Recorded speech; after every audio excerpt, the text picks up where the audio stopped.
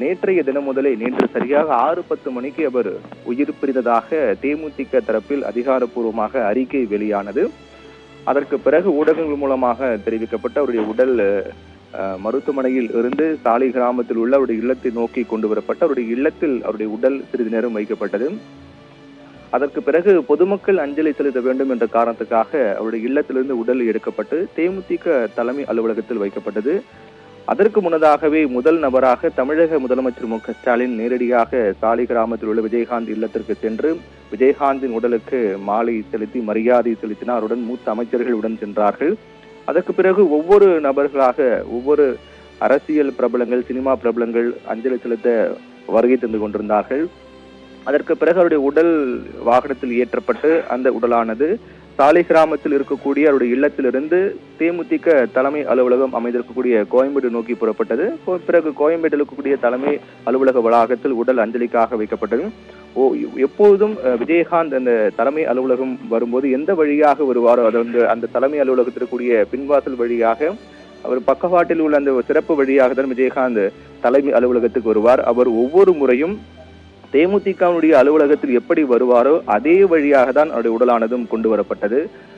ஒவ்வொரு முறையும் அவர் தேமுதிக அலுவலகம் வரும்போது அவர் மக்களுடைய கஷ்டங்களை பிரதிபலிக்கக்கூடிய, மக்களுடைய கஷ்டங்களை தீர்க்கக்கூடிய ஒரு தலைவனாக மிகப்பெரிய ஒரு நபராக வலம் வருவார். ஆனால் நேற்றைய தினத்தில் அவர் உயிரிழந்த நிலையில் அவருடைய உடலானது அவர் எப்போதும் வரக்கூடிய அந்த பாதை வழியாக கொண்டு வரப்பட்டது. அது உடல் தேமுதிக தலைமை அலுவலகத்தில் நேற்று காலை முதலே பொதுமக்கள் அஞ்சலிக்காக வைக்கப்பட்டது. அப்போது முதலே சாறை சாறையாக நேரம் செல்ல செல்ல பொதுமக்கள் அஞ்சலி செலுத்துவதற்கான வருகை தரக்கூடிய கூட்டம் கட்டுக்கடங்காமல் சென்றது. நேரம் செல்ல செல்ல அதற்கேற்ற வகையில் போலீசாரும் குவிக்கப்பட்டார்கள். தேவைப்பட்டால் கூடுதல் போலீஸ் பாதுகாப்பு போடப்படும், போலீசார் வரவேற்கப்படுவார்கள் எல்லாம் அறிவிக்கப்பட்டு சுயேட்சை முறையில் போலீசார் பாதுகாப்பு பணி மேற்கொண்டார்கள். நேற்றைய தினத்தில் அவருடைய உடலானது தீவுத்திடலோ அல்லது ஏதேனும் பொது இடத்தில் வைக்கப்படும் என்று தகவலானது பரவியது. அதிகாரப்பூர்வமாக அறிவிப்பு வெளியாவதற்கு முன்பாகவே அவருடைய உடலானது பொதுவான ஒரு இடத்தில் வைக்கப்படும், பொதுமக்கள் அஞ்சலிக்காக வைக்கப்படும் என்று தகவல் பரவியது. அதற்கு பிறகு சென்னை மாநகராட்சி ஆணையர் மற்றும் சென்னை மாநகர காவல் ஆணையர் நேரில் சென்று அந்த ஆய்வு பணிகள், பாதுகாப்பு பணிகள் குறித்தெல்லாம் ஆய்வு மேற்கொண்டார்கள். அவருடைய உடல் வைக்கப்பட்டிருந்த நேற்றைய தினத்தில் அவருடைய உடல் வைக்கப்பட்டிருந்த தேமுதிக அலுவலகத்துக்கு சென்று பாதுகாப்பு ஏற்பாடுகள் எல்லாம் குறித்து ஆய்வு செய்து உறுதிப்படுத்தினார்கள். அப்போது அவரிடம் செய்தியாளர் சந்திப்பின் போது கேள்வி கேட்கப்பட்டது, விஜயகாந்தின் உடலானது தீவுத்திடலுக்கோ அல்லது வேறு ஏதேனும் ஒரு பொதுவான இடத்துக்கோ கொண்டு செல்லப்படுமா என்றெல்லாம் கேள்வி கேட்கப்பட்டது. அதற்கு விஜயகாந்தின் குடும்பத்தினர் முடிவு செய்வார்கள், அவர்களுடைய முடிவுதான் அது. ஒருவேளை அவர்கள் முடிவு செய்து தீவுத்திடலுக்கோ அல்லது பொதுவான ஒரு இடத்திற்கு கொண்டு செல்ல முடிவு செய்தால் அதற்கு ஏற்ற வகையிலான ஏற்பாடுகளாம் செய்ய தயாராக இருக்கின்றோம் என்று மாநகர காவல் ஆணையர் தெரிவித்தார். அதற்கு பிறகுதான் இந்த அறிவிப்பானது அதிகாரப்பூர்வமாக வெளியானது. விஜயகாந்தின் உடல் தீவுத்திடலுக்கு கொண்டு செல்லப்படும், அங்கு பொதுமக்கள் அஞ்சலிக்காக வைக்கப்படும் என்ற அறிவிப்பு வெளியான உடனேயே மாநகராட்சி ஆணையர் ராதாகிருஷ்ணன் தலைமையில் ஒரு 300க்கும் மேற்பட்ட பணியாளர்கள் தீவுத்திடலில் இருக்கக்கூடிய பகுதியை அந்த உடல் வைப்பதற்காகவும் பொதுமக்கள் அஞ்சலி செலுத்துவதற்காகவும் அதற்கு ஏற்ற வகையில் கட்டமைப்புகளை உருவாக்கும் வகையிலான பணிகளை மேற்கொண்டார்கள்.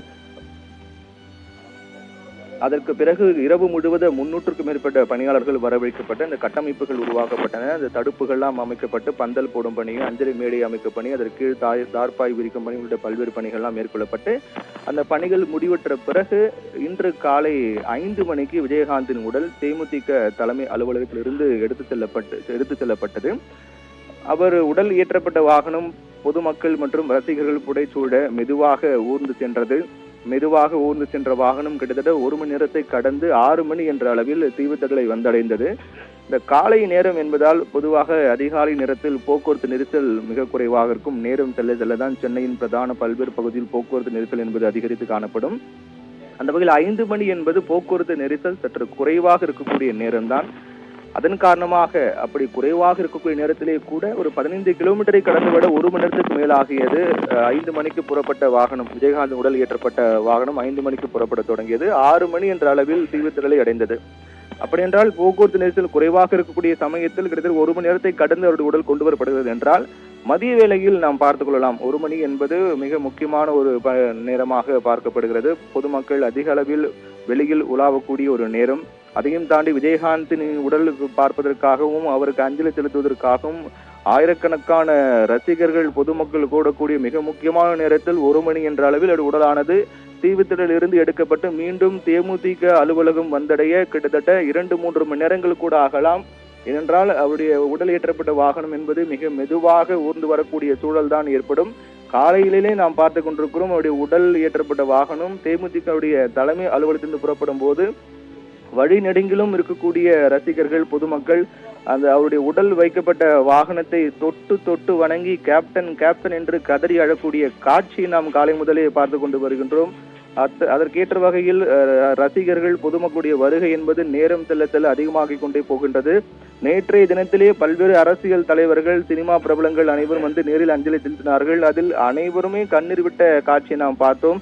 அதைத் தொடர்ந்து இன்றைய தினத்தில் இன்னும் கூடுதலாக அதிக நபர்கள் வருவதற்கான வாய்ப்புகள் அதிகமாக உள்ளது. அதன் காரணமாக தான் அதற்கு ஏற்ற வகையிலான ஏற்பாடுகள் எல்லாம் செய்யப்பட்டது. என்றால் போக்குவரத்து நெரிசல் மிகுந்த பகுதியாக இருக்கக்கூடிய அந்த பகுதியில் பொதுமக்கள், அதாவது வழக்கமான பணிக்கு செல்லக்கூடிய பொதுமக்கள், அன்றாட வேலைகளுக்காக செல்லக்கூடிய பொதுமக்களுக்கும் இடையூறு ஏற்படக்கூடாது என்பதற்காக பல்வேறு ஏற்பாடுகள் செய்யப்பட்டிருக்கு. இருந்தாலும் கூட விஜயகாந்துடைய உடலுக்கு அஞ்சலி செலுத்துவதற்காக ஆயிரக்கணக்கான ரசிகர்கள் பொதுமக்கள் வருகை இருக்கக்கூடிய காரணத்தால் நிச்சயமாக அந்த பகுதி முழுக்க போக்குவரத்து ஸ்தம்பிக்கக்கூடிய வாய்ப்பே அதிகமாக இருக்கின்றது.